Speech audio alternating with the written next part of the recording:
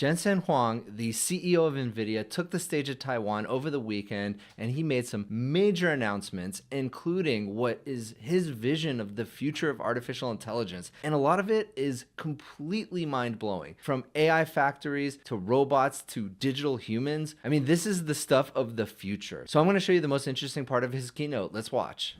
Please welcome to the stage NVIDIA founder and CEO, Jensen Huang.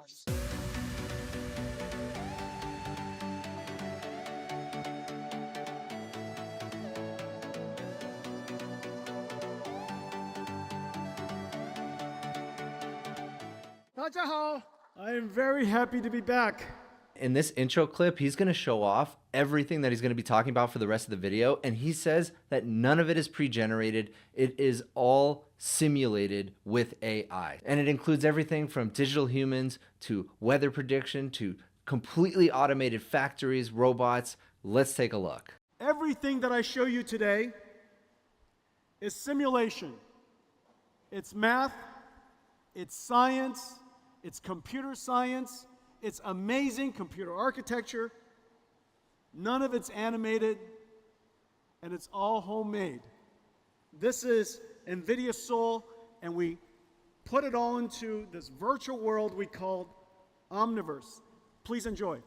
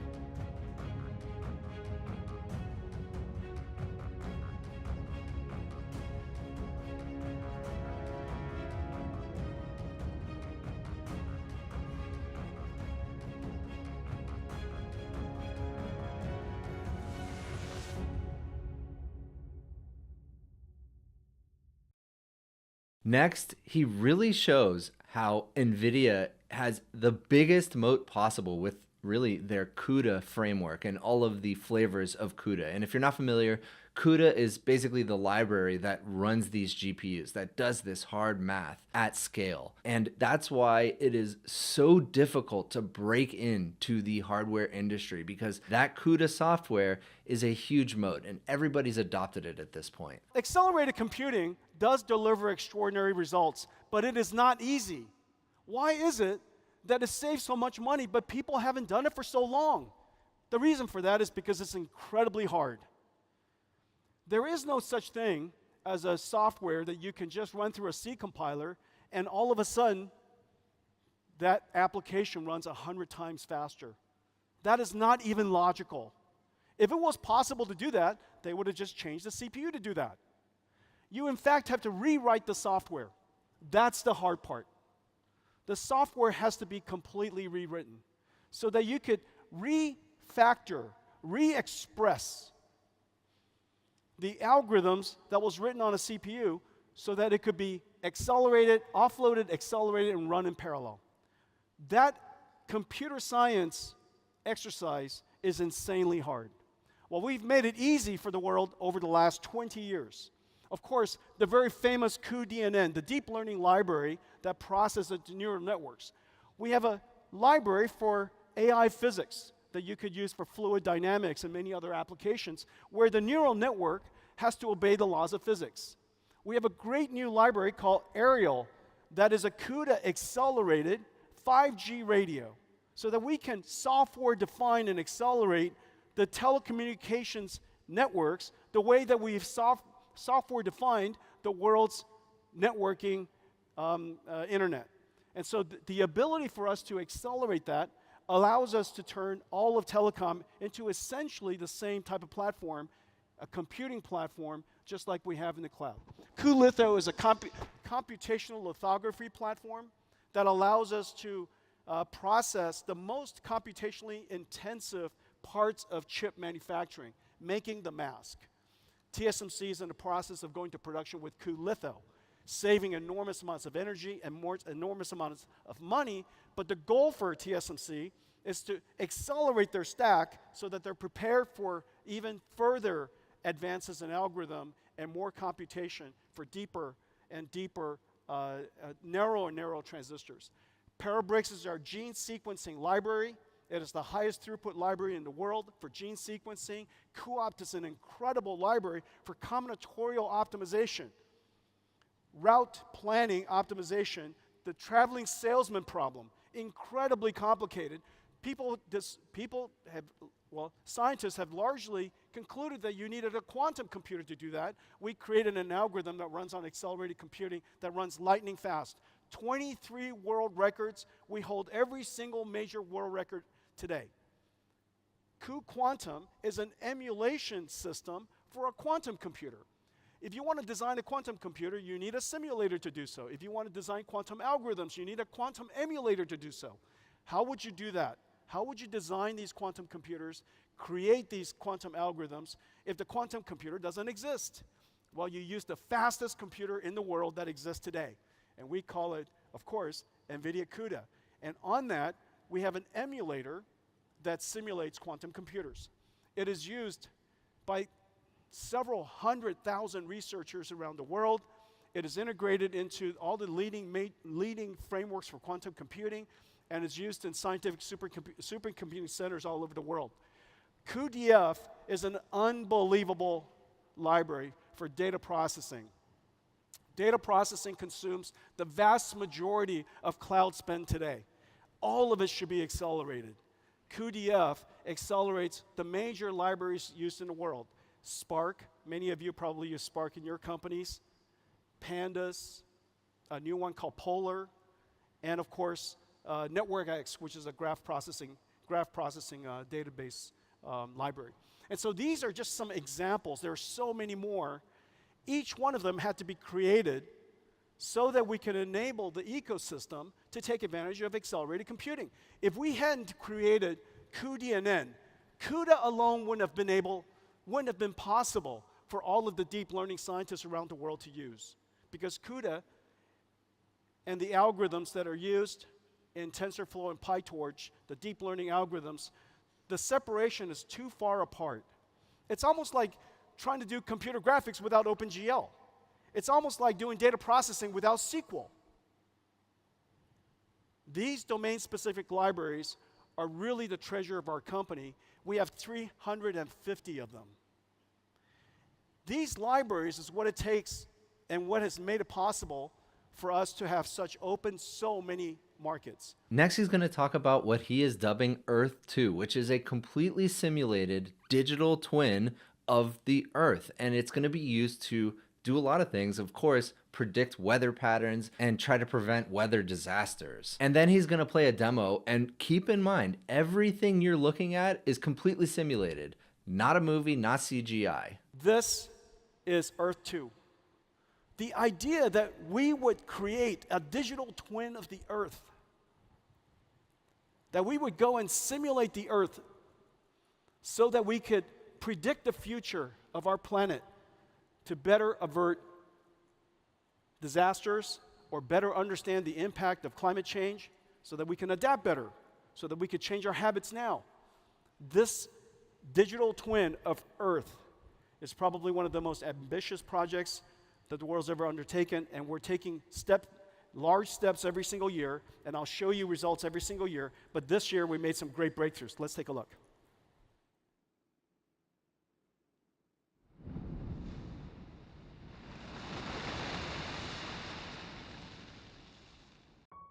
On Monday, the storm will veer north again and approach Taiwan. There are big uncertainties regarding its path. Different paths will have different levels of impact on Taiwan.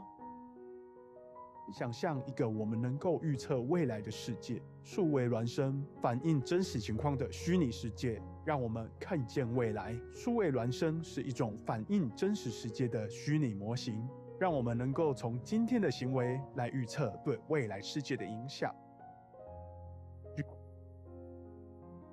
介绍一下 NVIDIA Earth 2，一个利用 AI、物理模拟和电脑图形技术来预测全球气候的数位孪生。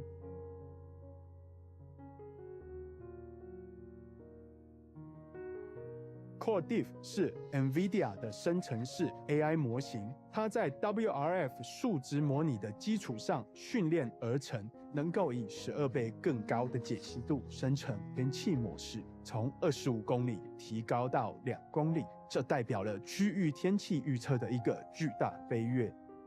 令人惊讶的是 ，Core Diff AI 比传统的物理模拟方法快1000倍，且能源效率高3000倍。在台湾的中央气象局是用这些模型来更精确地预测台风登陆点。但我们并不止步于此，下一个前沿是超本地预测，能精确到数十米，并考虑到城市基础设施的影响。Core Diff AI 还在使用像是 Palm 生成的高解析度数据进行训练，一个极高解析度的物理模型，用于模拟大气和海洋边界层。当与天气模拟风场结合一起时，它可以模拟建筑物周围的气流。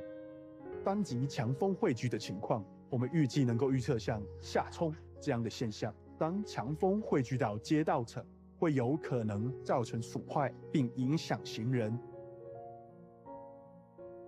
NVIDIA Earth 2是一个绝佳范例，它融合了人工智慧、物理模拟和观测数据，可以帮助国家和公司预见未来，并应对极端天气的影响。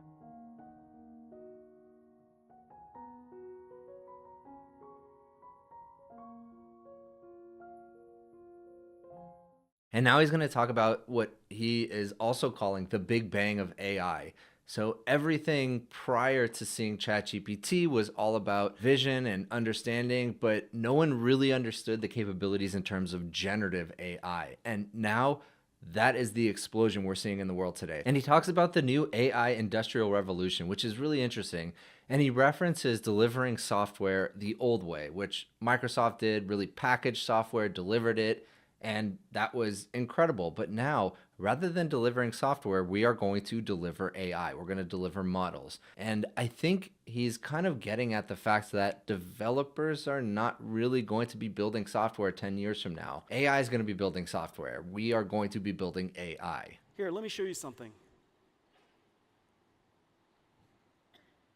This slide, okay, and this slide.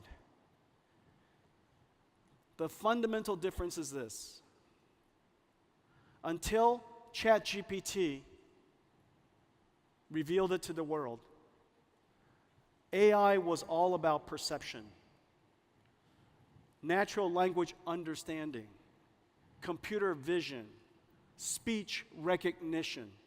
It's all about perception and detection.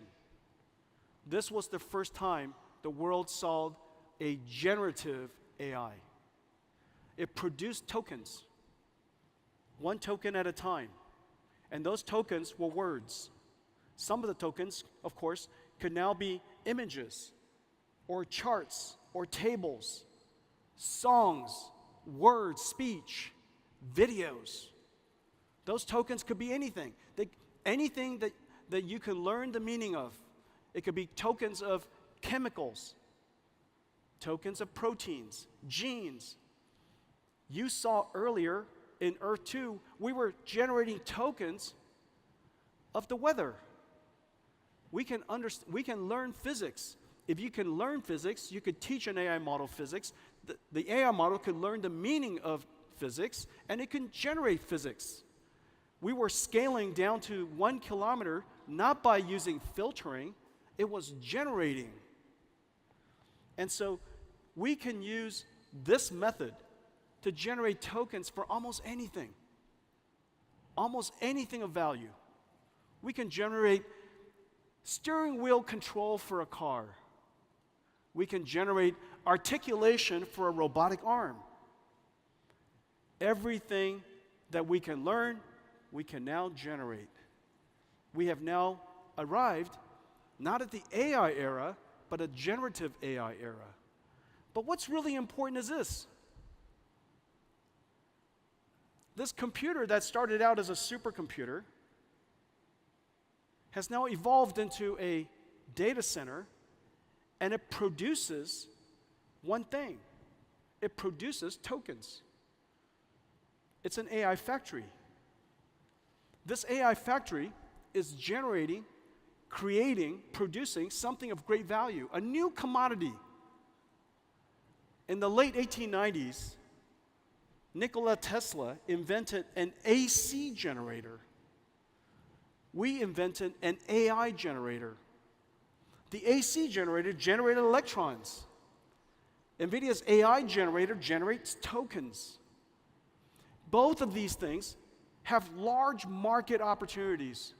It's completely fungible in almost every industry. And that's why it's a new industrial revolution. We have now a new factory producing a new commodity for every industry that is of extraordinary value. And the methodology for doing this is quite scalable. And the methodology of doing this is quite repeatable. Notice how quickly so many different AI models, generative AI models, are being invented, literally daily.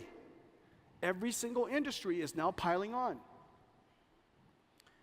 For the very first time, the IT industry, which is $3 trillion, $3 trillion IT industry, is about to create something that can directly serve $100 trillion of industry. No longer just an instrument for information storage or data processing, but a factory for generating intelligence for every industry. This is going to be a manufacturing industry, not a manufacturing industry of computers, but using the computers in manufacturing. This has never happened before. Quite an extraordinary thing. What started with accelerated computing, led to AI, led to generative AI, and now an industrial revolution. Now the impact to our industry is also quite significant. Of course, we could create a new commodity, a new product we call tokens for many industries, but the impact to ours is also quite profound. For the very first time, as I was saying earlier, in 60 years, every single layer of computing has been changed. From CPUs, general purpose computing, to accelerated GPU computing, where the computer needs instructions, now computers process LLMs, large language models, AI models. And whereas the computing model of the past is retrieval-based, almost every time you touch your phone, some pre-recorded text or pre-recorded image or pre-recorded video is retrieved for you and recomposed based on a recommender system to present it to you based on your habits. But in the future, your computer will generate as much as possible, retrieve only what's necessary. And the reason for that is because generated data requires less energy to go fetch information. Generated data also is more contextually relevant. It will encode knowledge, it will encode your understanding of you, and instead of get that information for me or get that file for me, you just say, ask me for an answer. And instead of a tool, instead of your computer being a tool that we use, the computer will now generate skills. It performs tasks. And instead of an industry that is producing software, which was a revolutionary idea in the early 90s. Remember, the idea that Microsoft created for packaging software revolutionized the PC industry. Without packaged software, what would we use the PC to do? It drove this industry. And now we have a new factory, a new computer. And what we will run on top of this is a new type of software. And we call it NIMS, NVIDIA Inference Microservices. Now, what happens is the NIM runs inside this factory. And this NIM is a pre-trained model. It's an AI. Well, this AI is, of course, quite complex in itself. But the computing stack that runs AIs are insanely complex. When you go and use ChatGPT, underneath their stack is a whole bunch of software. Underneath that prompt is a ton of software. And it's incredibly complex because the models are large, billions to trillions of parameters. It doesn't run on just one computer, it runs on multiple computers. It has to distribute the workload across multiple GPUs, tensor parallelism, pipeline parallelism, data parallelism, all kinds of parallelism, expert parallelism, all kinds of parallelism, distributing the workload across multiple GPUs, processing it as fast as possible, because if you are in a factory, if you run a factory, your throughput directly correlates to your revenues. Your throughput directly correlates to quality of service, and your throughput directly correlates to the number of people who can use your service. We are now in a world where data center throughput, utilization is vitally important. It was important in the past, but not vitally important. It was important in the past, but people don't measure it. Today, every parameter is measured. Start time, uptime, utilization, throughput, idle time, you name it. Because it's a factory. When something is a factory, its operations directly correlate to the financial performance of the company. And so we realized that this is incredibly complex for most companies to do. So what we did was we created this AI in a box, and it containers an incredible amount of software. Inside this container is CUDA, cuDNN, TensorRT, Triton for inference services. It is cloud native so that you could auto scale in a Kubernetes environment. It has management services and hooks so that you can monitor your AIs. It has common APIs, standard APIs, so that you could literally chat with this box. You download this NIM and you can talk to it. So long as you have CUDA on your computer, which is now, of course, everywhere. It's in every cloud, available from every computer maker. It is available in hundreds of millions of PCs. When you download this, you have an AI, and you can chat with it like ChatGPT. All of the software is now integrated. 400 dependencies, all integrated into one. We tested this NIM, each one of these pre-trained models, against our entire install base that's in the cloud, all the different versions of Pascal and Amperes and Hoppers and all kinds of different versions. I even forget some. NIMS, incredible invention. This is one of my favorites. And of course, as you know, we now have the ability to create large language models and pre-trained models of all kinds. And we have all of these various versions, whether it's language-based or vision-based or imaging-based, or we have versions that are available for healthcare, digital biology. We have versions that are digital humans that I'll talk to you about. And the way you use this, just come to ai.nvidia.com. And today we just posted up in Hugging Face the Llama 3 NIM, fully optimized. It's available there for you to try. And you can even take it with you. It's available to you for free. And so you could run it in the cloud, run it in any cloud. You could download this container, put it into your own data center, and you could host it, make it available for your customers. And now he's going to talk about digital humans. And he specifically says none of it is animated, meaning pre-rendered on a computer, not at all. It is all AI generated in real time. The voice, the face, the dialogue, absolutely everything. And he believes this is the future of how humans and computers are going to interact. And it's a little bit scary. Watch this. We could interact with these AI services with text prompts and speech prompts. However, there are many applications where we would like to interact with what is otherwise a human-like form. We call them digital humans. NVIDIA has been working on digital human technology for some time. Let me show it to you. And before I do that, hang on a second. Before I do that, okay, digital humans has the potential of being a great interactive agent with you. They make much more engaging. They could be much more empathetic. And of course, we have to cross this incredible chasm, this uncanny chasm of realism, so that the digital humans would appear much more natural. This is, of course, our vision. This is a vision of where we love to go. But let me show you where we are. Great to be in Taiwan.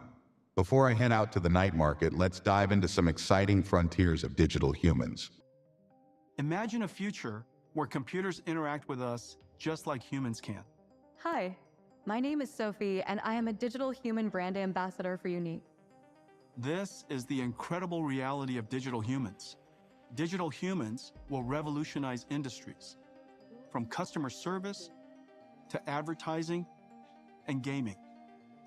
The possibilities for digital humans are endless. Using the scans you took of your current kitchen with your phone, They will be AI interior designers, helping generate beautiful, photorealistic suggestions and sourcing the materials and furniture. we have generated several design options for you to choose from. They'll also be AI customer service agents, making the interaction more engaging and personalized. Or digital healthcare workers who will check on patients, providing timely, personalized care. I did forget to mention to the doctor that I am allergic to penicillin. Is it still okay to take the medication? The antibiotics you've been prescribed, ciprofloxacin and metronidazole, don't contain penicillin, so it's perfectly safe for you to take them. And they'll even be AI brand ambassadors, setting the next marketing and advertising trends. Hi, I'm Ima, Japan's first virtual model. New breakthroughs in generative AI and computer graphics let digital humans see, understand, and interact with us in human-like ways. From what I can see, it looks like you're in some kind of recording or production setup. The foundation of digital humans are AI models built on multilingual speech recognition and synthesis, and LLMs that understand and generate conversation. 你们部落有什么特别的习俗吗？我们有丰富的祭祀仪式和传统舞蹈，还有对大自然的崇拜。The AIs connect to another generative AI to dynamically animate a lifelike 3D mesh of a face. And finally, AI models that reproduce lifelike appearances, enabling real-time path-traced subsurface scattering to simulate the way light penetrates the skin, scatters, and exits at various points, giving skin its soft and translucent appearance. NVIDIA ACE is a suite of digital human technologies packaged as easy-to-deploy, fully optimized microservices, or NIMS. Developers can integrate ACE NIMS into their existing frameworks, engines, and digital human experiences. Nemotron SLM and LLM NIMS to understand our intent and orchestrate other models. Riva Speech NIMS for interactive speech and translation. Audio to face and gesture NIMS for facial and body animation. And Omniverse RTX with DLSS for neural rendering of skin and hair. ACE NIMS run on NVIDIA GDN, a global network of NVIDIA accelerated infrastructure that delivers low latency digital human processing to over 100 regions. Next, he's going to talk about the evolution of AI architecture and infrastructure and where do we go from here? He's literally going to say that. And he's talking about specifically the capabilities growth of this hardware and how that growth is accelerating. So not only is the capability accelerating, but the acceleration is accelerating. Look at this. And so where do we go from here? I spoke earlier about the scaling of our data centers. And every single time we scaled, we found a new phase change. When we scaled from DGX into large AI supercomputers, we enabled transformers to be able to train on enormously large data sets. Well, what happened was, in the beginning, the data was human supervised. It required human labeling to train AIs. Unfortunately, there is only so much you can human label. Transformers made it possible for unsupervised learning to happen. Now, transformers just look at an enormous amount of data, or look at an enormous amount of video, or look at an enormous amount of images, and it can learn from studying an enormous amount of data, find the patterns and relationships itself. Well, the next generation of AI needs to be physically based. Most of the AIs today don't understand the laws of physics. It's not grounded in the physical world. In order for us to generate images and videos and 3D graphics and many physics phenomenons, we need AIs that are physically based and understand the laws of physics. Well, the way that you could do that is, of course, learning from video is one source. Another way is synthetic data, simulation data. And another way is using computers to learn with each other. This is really no different than using AlphaGo, having AlphaGo play itself, self-play, and between the two capabilities, same capabilities, playing each other for a very long period of time, they emerge even smarter. And so you're going to start to see this type of AI emerging. Well, if the AI data is synthetically generated and using reinforcement learning, it stands to reason that the rate of data generation will continue to advance. And every single time data generation grows, the amount of computation that we have to offer needs to grow with it. We are about to enter a phase where AIs can learn the laws of physics and understand and be grounded in physical world data. And he's going to now introduce Blackwell. And Blackwell is their new GPU architecture, the future of NVIDIA, and it's pretty darn cool. Let's watch. And so we expect that models will continue to grow, and we need larger GPUs. Well, Blackwell was designed for this generation. This is Blackwell, and has several very important technologies. One, of course, is just the size of the chip. We took two of the largest, a chip that is as large as you can make it at TSMC, and we connected two of them together with a 10 terabytes per second link between. The world's most advanced SerDes connecting these two together. We then put two of them on a computer node, connected with a Grace CPU. The Grace CPU could be used for several things. In the training situation, it could be used for fast checkpoint and restart. In the case of inference and generation, it could be used for storing context memory, so that the AI has memory and understands the context of the conversation you would like to have. It's our second generation transformer engine. Transformer engine allows us to adapt dynamically to a lower precision based on the precision and the range necessary for that layer of computation. This is our second generation GPU that has secure AI, so that you could ask your service providers to protect your AI from being either stolen, from theft, or tampering. This is our fifth generation NVLink. NVLink allows us to connect multiple GPUs together, and I'll show you more of that in a second. And this is also our first generation with a reliability and availability engine. This system, this RAS system, allows us to test every single transistor, flip-flop, memory on chip, memory off chip, so that we can, in the field, determine whether a particular chip is failing. The MTBF, the mean time between failure of a supercomputer with 10,000 GPUs, is measured in hours. The mean time between failure of a supercomputer with 100,000 GPUs is measured in minutes.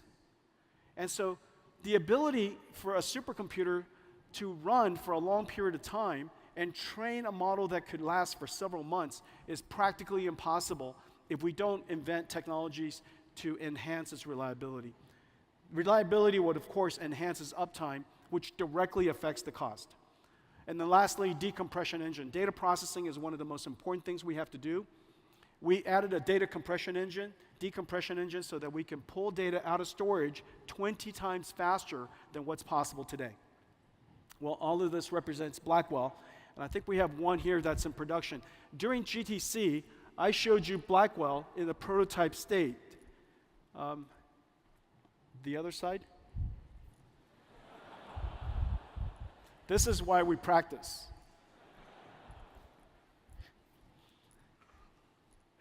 In 美国就是这样子的。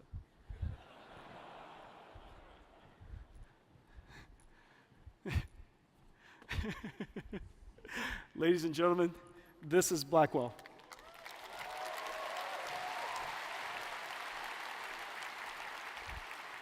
Blackwell is in production. Incredible amounts of technology. This is our production board. This is the most complex, highest performance computer the world's ever made. This is the gray CPU. And these are, you could see each one of these Blackwell dies, 2 of them connected together. You see that? It is the largest die, the largest chip the world makes. And then we connect 2 of them together with a 10 terabyte per second link. Okay, and that makes the Blackwell computer. And the performance is incredible. Take a look at this. So,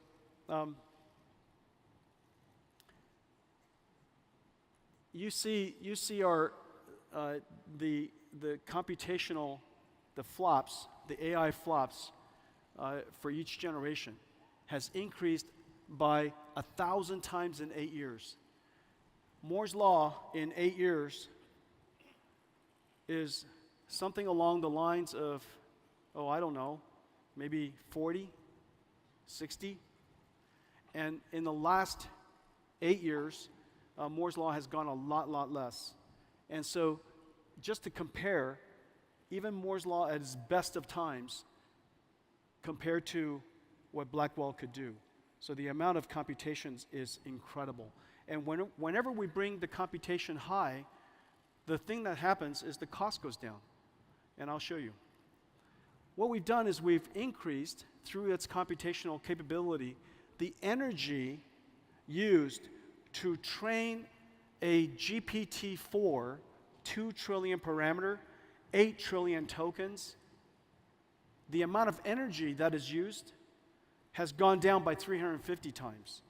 Well, Pascal would have taken 1,000 gigawatt hours. 1,000 gigawatt hours means that it would take a gigawatt data center. The world doesn't have a gigawatt data center, but if you had a gigawatt data center, it would take a month. If you had a 100 megawatt data center, it would take about a year. And so nobody would, of course, create such a thing, and that's the reason why these large language models, ChatGPT, wasn't possible only 8 years ago. By us driving down increasing the performance, the energy efficient, while keeping and improving energy efficiency along the way, we've now taken, with Blackwell, what used to be 1,000 gigawatt hours to 3, an incredible advance. 3 gigawatt hours, if it's a 10,000 GPUs, for example, it would only take 10,000 GPUs, I guess it would take a few days, 10 days or so. So the amount of advance in just 8 years is incredible. Well, this is for inference. This is for token generation. Our token generation performance has made it possible for us to drive the energy down by 45,000 times. 17,000 joules per token, that was Pascal. 17,000 joules is kind of like 2 light bulbs running for 2 days. It would take 2 light bulbs running for 2 days amounts of energy, 200 watts running for 2 days, to generate 1 token of GPT-4. It takes about 3 tokens to generate 1 word. And so the amount of energy used necessary for Pascal to generate GPT-4 and have a ChatGPT experience with you was practically impossible. But now we only use 0.4 joules per token, and we can generate tokens at incredible rates and very little energy. Okay, so Blackwell is just an enormous leap. Well, even so, it's not big enough. And so we have to build even larger machines. And so the way that we build it is called DGX. So this is our Blackwell chips, and it goes into DGX systems.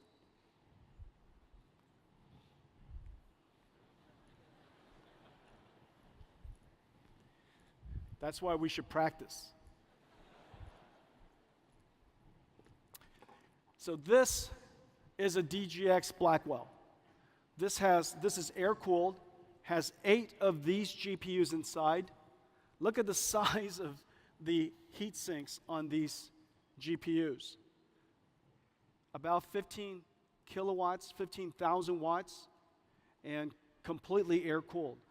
This version supports x86, and it goes into the infrastructure that we've been shipping Hoppers into. However, if you would like to have liquid cooling, we have a new system, and this new system is based on this board, and we call it MGX for modular. And this modular system, you won't be able to see this. Can they see this? Can you see this? You can? Are you? Okay. I say. And so this is the MGX system, and here's the 2 Blackwell boards. So this one node has 4 Blackwell chips. These 4 Blackwell chips, this is liquid cooled. 9 of them, 72 of these GPUs are then connected together with a new NVLink. This is NVLink switch 5th generation. And the NVLink switch is a technology miracle. This is the most advanced switch the world's ever made. The data rate is insane. And these switches connect every single one of these Blackwells to each other, so that we have one giant 72 GPU Blackwell. Well, the benefit of this is that in one domain, one GPU domain, this now looks like one GPU. This one GPU has 72 versus the last generation of 8, so we increased it by 9 times. The amount of bandwidth we've increased by 18 times. The AI flops we've increased by 45 times, and yet the amount of power is only 10 times. This is 100 kilowatts, and that is 10 kilowatts. And that's for one. Now, of course, well, you could always connect more of these together, and I'll show you how to do that in a second. But what's the miracle is this chip, this NVLink chip. People are starting to awaken to the importance of this NVLink chip as it connects all these different GPUs together, because the large language models are so large, it doesn't fit on just one GPU, doesn't fit on just one node. It's going to take the entire rack of GPUs, like this new DGX that I was just standing next to hold a large language model that are tens of trillions of parameters large. NVLink switch in itself is a technology miracle. It's 50 billion transistors, 74 ports at 400 gigabits each, 4 links, cross-sectional bandwidth of 7.2 terabytes per second. But one of the important things is that it has mathematics inside the switch so that we can do reductions, which is really important in deep learning, right on the chip. And so this is what a DGX looks like now. And a lot of people ask us, they say, and there's this confusion about what NVIDIA does, and how is it possible that NVIDIA became so big building GPUs? And so there's an impression that this is what a GPU looks like. Now, this is a GPU. This is one of the most advanced GPUs in the world, but this is a gamer GPU. But you and I know that this is what a GPU looks like. This is one GPU. Ladies and gentlemen, DGX GPU. you know?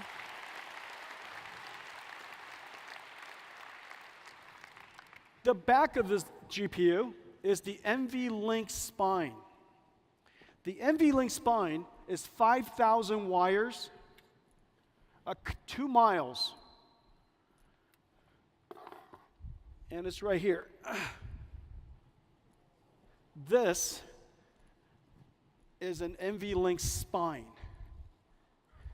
And it connects 72 GPUs to each other. This is an electrical, mechanical miracle. The transceivers makes it possible for us to drive the entire length in copper. And as a result, this switch, the NVLink switch, driving the NVLink spine in copper, makes it possible for us to save 20 kilowatts in one rack. 20 kilowatts could now be used for processing. Just an incredible achievement. So this is the NVLink spine.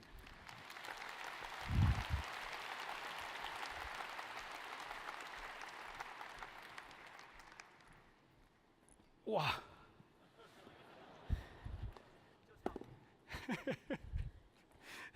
That went down today. And even this is not big enough. Even this is not big enough for AI factories, so we have to connect it all together with very high-speed networking. Well, we have 2 types of networking. We have InfiniBand, which has been used in supercomputing and AI factories all over the world. And it is growing incredibly fast for us. However, not every data center can handle InfiniBand because they've already invested their ecosystem in Ethernet for too long. And it does take some specialty and some expertise to manage InfiniBand switches and InfiniBand networks. And so what we've done is we've brought the capabilities of InfiniBand to the Ethernet architecture, which is incredibly hard. And the reason for that is this. Ethernet was designed for high average throughput. Because every single node, every single computer is connected to a different person on the internet, and most of the communications is the data center with somebody on the other side of the internet. However, deep learning and AI factories, the GPUs are not communicating with people on the internet mostly, it's communicating with each other. They're communicating with each other because they're collecting partial products, and they have to reduce it and then redistribute it. Chunks of partial products, reduction, redistribution. That traffic is incredibly bursty. And it is not the average throughput that matters, it's the last arrival that matters. Because if you're reducing, collecting partial products from everybody, if I'm trying to take all of your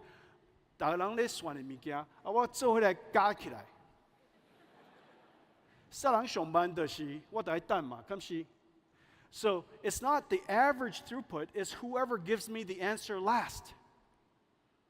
Okay? Ethernet has no provision for that. And so there are several things that we had to create. We created an end-to-end architecture so that the NIC and the switch can communicate. And we applied 4 different technologies to make this possible. Number 1, NVIDIA has the world's most advanced RDMA. And so now we have the ability to have a network-level RDMA for Ethernet that is incredibly great. Number 2, we have congestion control. The switch does telemetry at all times incredibly fast, and whenever the GPUs or the NICs are sending too much information, we can tell them to back off so that it doesn't create hotspots. Number 3, adaptive routing. Ethernet needs to transmit and receive in order.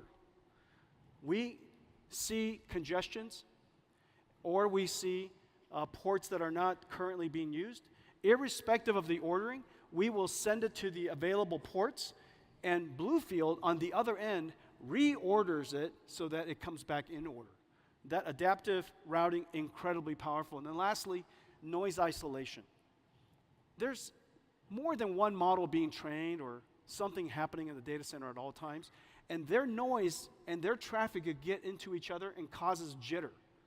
And so when the noise of one model training causes the last arrival to end up too late, it really slows down the training. Well, overall, remember, you have built a $5 billion or $3 billion data center, and you're using this for training. If the utilization, network utilization, was 40% lower, and as a result, the training time was 20% longer, the $5 billion data center is effectively like a $6 billion data center. So the cost is incredible. The cost impact is quite high. Ethernet with Spectrum-X basically allows us to improve the performance so much that the network is basically free. And so this is really quite an achievement. We have a whole pipeline of Ethernet products behind us. This is Spectrum X800. It is 51.2 terabits per second and 256 radix. The next one coming is 512 radix, is 1 year from now, 512 radix, and that's called Spectrum X800 Ultra, and the one after that is X1600. But the important idea is this. X800 is designed for tens of thousands of GPUs. X800 Ultra is designed for hundreds of thousands of GPUs. And X1600 is designed for millions of GPUs. The days of millions of GPU data centers are coming. And the reason for that is very simple. Of course, we want to train much larger models, but very importantly, in the future, almost every interaction you have with the internet or with a computer will likely have a generative AI running in the cloud somewhere. And that generative AI is working with you, interacting with you, generating videos or images or text or maybe a digital human. And so you're interacting with your computer almost all the time, and there's always a generative AI connected to that. Some of it is on-prem, some of it is on your device, and a lot of it could be in the cloud. These generative AIs will also do a lot of reasoning capability. Instead of just one-shot answers, they might iterate on answers so that it improves the quality of the answer before they give it to you. And so the amount of generation we're going to do in the future is going to be extraordinary. Let's take a look at all of this put together. Now tonight, this is our first nighttime keynote. I want to thank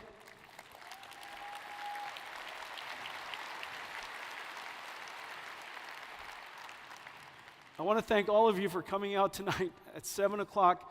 And so what I'm about to show you has a new vibe, okay? There's a new vibe. This is kind of the nighttime keynote vibe. So enjoy this.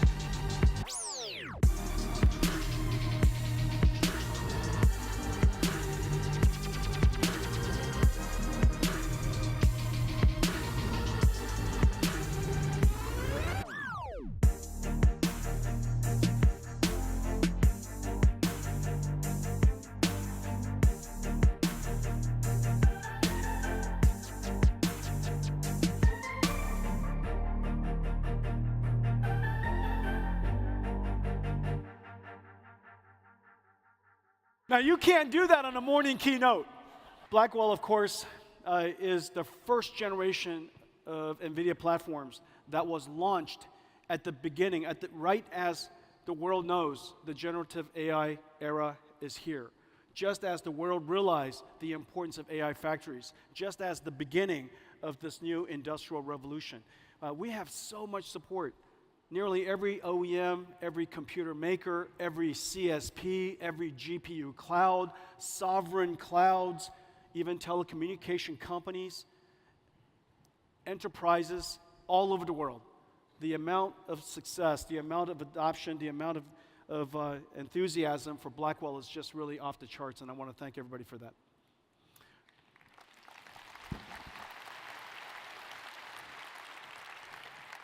We're not stopping there. During the time of this incredible growth, we want to make sure that we continue to enhance performance, continue to drive down cost of training, cost of inference, and continue to scale out AI capabilities for every company to embrace. The further performance we drive up, the greater the cost decline. Hopper platform, of course, was the most successful data center processor probably in history. And this is just an incredible, incredible success story. However, Blackwell is here, and every single platform, as you'll notice, are several things. You've got the CPU, you have the GPU, you have NVLink, you have the NIC, and you have the switch. The NVLink switch connects all of the GPUs together as large of a domain as we can, and whatever we can't do, we connect it with very large and very high-speed switches.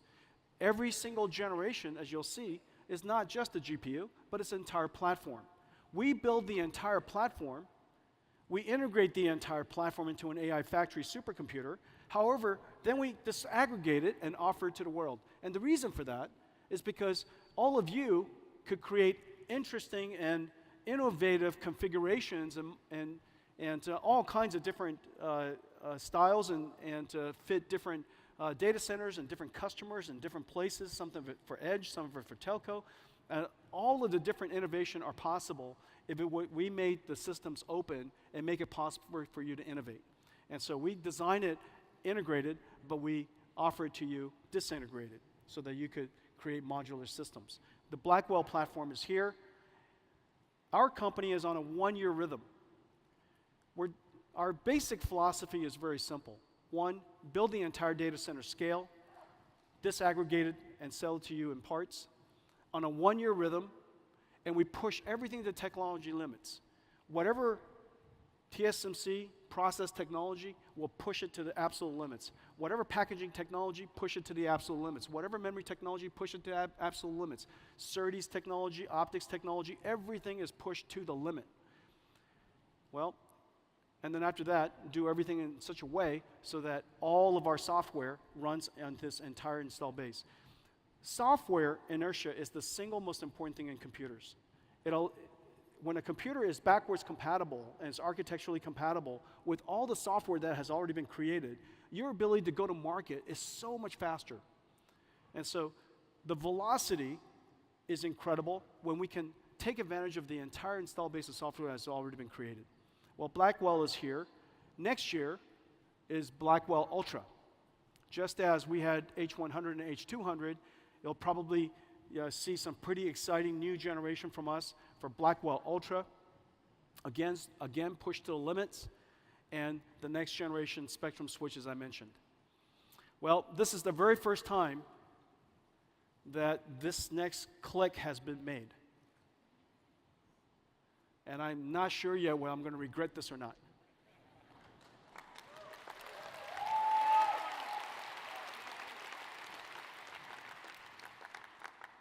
We have code names in our company, and we try to keep them very secret.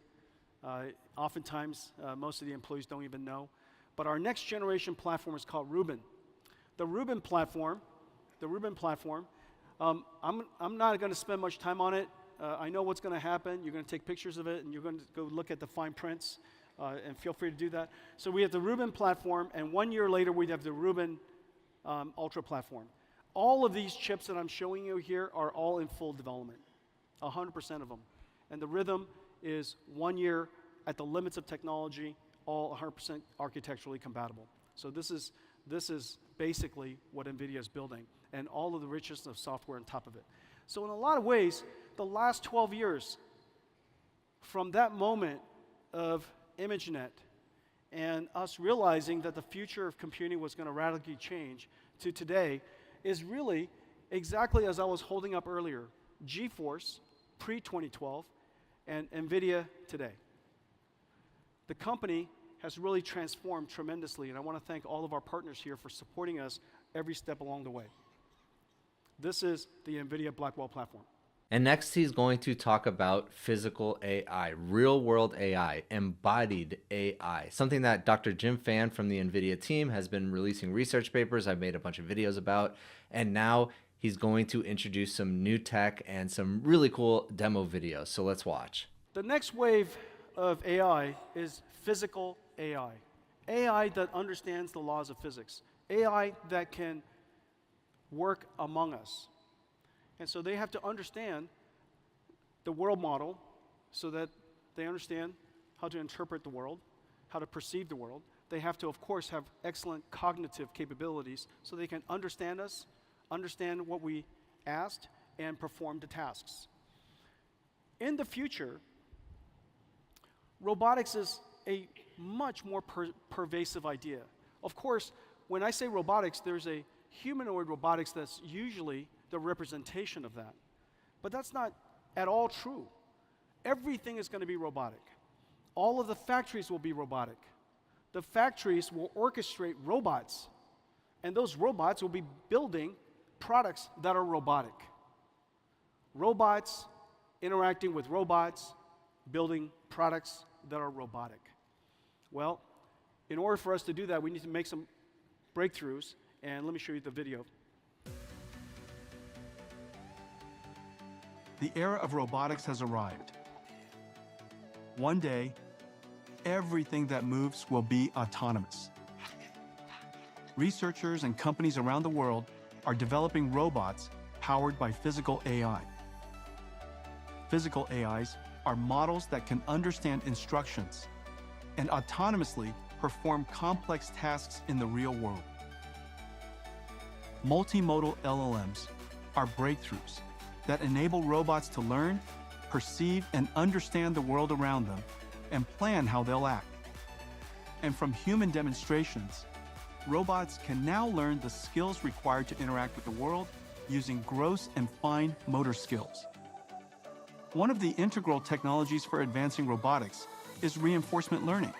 Just as LLMs need RLHF, or reinforcement learning from human feedback, to learn particular skills, generative physical AI can learn skills using reinforcement learning from physics feedback in a simulated world. These simulation environments are where robots learn to make decisions by performing actions in a virtual world that obeys the laws of physics. In these robot gyms, a robot can learn to perform complex and dynamic tasks safely and quickly, refining their skills through millions of acts of trial and error. We built NVIDIA Omniverse as the operating system where physical AIs can be created. Omniverse is a development platform for virtual world simulation, combining real-time, physically based rendering, physics simulation, and generative AI technologies. In Omniverse, robots can learn how to be robots. They learn how to autonomously manipulate objects with precision, such as grasping and handling objects, or navigate environments autonomously, finding optimal paths while avoiding obstacles and hazards. Learning in Omniverse minimizes the sim-to-real gap and maximizes the transfer of learned behavior. Building robots with generative physical AI requires 3 computers: NVIDIA AI supercomputers to train the models, NVIDIA Jetson Orin and next-generation Jetson Thor robotic supercomputer to run the models, and NVIDIA Omniverse, where robots can learn and refine their skills in simulated worlds. We build the platforms, acceleration libraries, and AI models needed by developers and companies, and allow them to use any or all of the stacks that suit them best. The next wave of AI is here. Robotics, powered by physical AI, will revolutionize industries. And now he's going to show off the Omniverse digital twin of a factory and all the benefits of actually simulating a factory. So let's watch. Now let's talk about factories. Factories has a completely different ecosystem. And Foxconn is building some of the world's most advanced factories. Their ecosystem, again, edge computers and robotics, software for designing the factories, the workflows, programming the robots, and of course, PLC computers that orchestrate the digital factories and the AI factories.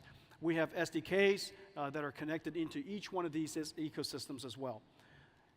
This is happening all over Taiwan. Foxconn is building digital twins of their factories. Delta is building digital twins of their factories. By the way, half is real, half is digital, half is Omniverse. Pegatron is building digital twins of their robotic factories. Wistron is building digital twins of their robotic factories. And this is really cool. This is a video of Foxconn's new factory. Let's take a look. Demand for NVIDIA accelerated computing is skyrocketing as the world modernizes traditional data centers into generative AI factories. Foxconn, the world's largest electronics manufacturer, is gearing up to meet this demand by building robotic factories with NVIDIA Omniverse and AI. Factory planners use Omniverse to integrate facility and equipment data from leading industry applications like Siemens Teamcenter X and Autodesk Revit. In the digital twin, they optimize floor layout and line configurations and locate optimal camera placements to monitor future operations with NVIDIA Metropolis-powered Vision AI. Virtual integration saves planners on the enormous cost of physical change orders. During construction, the Foxconn teams use the digital twin as the source of truth to communicate and validate accurate equipment layout. The Omniverse digital twin is also the robot gym, where Foxconn developers train and test NVIDIA Isaac AI applications for robotic perception and manipulation, and Metropolis AI applications for sensor fusion. In Omniverse, Foxconn simulates 2 robot AIs before deploying runtimes to Jetson computers. On the assembly line, they simulate Isaac manipulator libraries and AI models for automated optical inspection for object identification, defect detection, and trajectory planning. To transfer HGX systems to the test pods, they simulate Isaac Perceptor-powered Ferrobot AMRs as they perceive and move about their environment with 3D mapping and reconstruction. With Omniverse, Foxconn builds their robotic factories that orchestrate robots running on NVIDIA Isaac to build NVIDIA AI supercomputers, which in turn train Foxconn's robots. A robotic factory is designed with 3 computers. Train the AI on NVIDIA AI. You have the robot running on the PLC systems for orchestrating the factories. And then you, of course, simulate everything inside Omniverse. Well, the robotic arm and the robotic AMRs are also the same way, 3 computer systems. The difference is the 2 Omniverses will come together. So they'll share one virtual space. When they share one virtual space, that robotic arm will become inside the robotic factory. And again, three computers, and we provide the computer, the acceleration layers, and pre-trained AI models. We've connected NVIDIA Manipulator and NVIDIA Omniverse with Siemens, the world's leading industrial automation software and systems company. This is really a fantastic partnership, and they're working on factories all over the world. Semantic Pick AI now integrates Isaac Manipulator, and Semantic Pick AI operates ABB, KUKA, Yaskawa, Fanuc, Universal Robotics, and Techman. And so Siemens is a fantastic integration. We have all kinds of other integrations. Let's take a look. ArcBest is integrating Isaac Perceptor into Vox Smart autonomy robots for enhanced object recognition and human motion tracking in material handling. BYD Electronics is integrating Isaac Manipulator and Perceptor into their AI robots to enhance manufacturing efficiencies for global customers. IdealWorks is building Isaac Perceptor into their IWOS software for AI robots in factory logistics. Intrinsic, an Alphabet company, is adopting Isaac Manipulator into their flow state platform to advance robot grasping. Gideon is integrating Isaac Perceptor into Tray AI-powered forklifts to advance AI-enabled logistics. Argo Robotics is adopting Isaac Perceptor into Perception Engine for advanced vision-based AMRs. Solomon is using Isaac Manipulator AI models in their AccuPick 3D software for industrial manipulation. Techman Robot is adopting Isaac Sim and Manipulator into TMFlow, accelerating automated optical inspection. Teradyne Robotics is integrating Isaac Manipulator into Polyscope X for cobots and Isaac Perceptor into Mir AMRs. Vention is integrating Isaac Manipulator into machine logic for AI manipulation robots. Robotics is here. Physical AI is here. This is not science fiction, and it's being used all over Taiwan. And it's just really, really exciting. And that's the factory, the robots inside, and of course, all the products are going to be robotics. So there are two very high volume robotics products. One, of course, is the self-driving car, or cars that have a great deal of autonomous capability. NVIDIA, again, builds the entire stack. Next year, we're going to go to production with the Mercedes fleet, and after that, in 2026, the JLR fleet. We offer the full stack to the world. However, you're welcome to take whichever parts, whichever layer of our stack, just as the entire drive stack is open. The next high-volume robotics product that's going to be manufactured by robotic factories with robots inside will likely be humanoid robots. And this has great progress in recent years in both the cognitive capability because of foundation models and also the world understanding capability that we're in the process of developing. I'm really excited about this area because obviously the easiest robot to adapt into the world are humanoid robots because we built the world for us. We also have the most amount of data to train these robots than other types of robots because we have the same physique. And so the amount of training data we can provide through demonstration capabilities and video capabilities is going to be really great. And so we're going to see a lot of progress in this area. Well, I think we have some robots that we'd like to welcome. Here we go. About my size.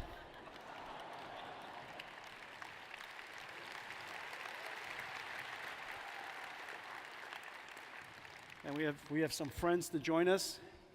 So the future of robotics is here. The next wave of AI, and of course, you know, Taiwan builds computers with keyboards. You build computers for your pocket. You build computers for data centers in the cloud.